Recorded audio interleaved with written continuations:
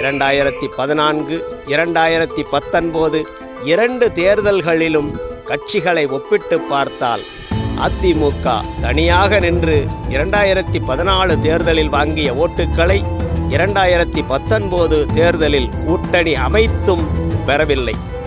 அமமுக அதிமுகவின் வாக்குகளை பிரித்தாலும் அமமுக பெற்ற வாக்குகளை ஈடு செய்ய பாஜக, தேமுதிக, பாமக, புதிய தமிழகம், தமிழ் மாநில காங்கிரஸ் என கூட்டணி ஓட்டுக்கள் சேர்ந்தும் 2014 தேர்தலில் தனித்து போட்டியிட்டு பெற்ற வாக்குகளை விட அதிமுக 55 லட்சம் வாக்குகள் குறைவாகவே பெற்றது.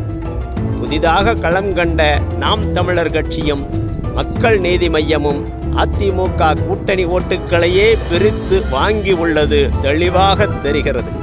திமுக கூட்டணியில் 2010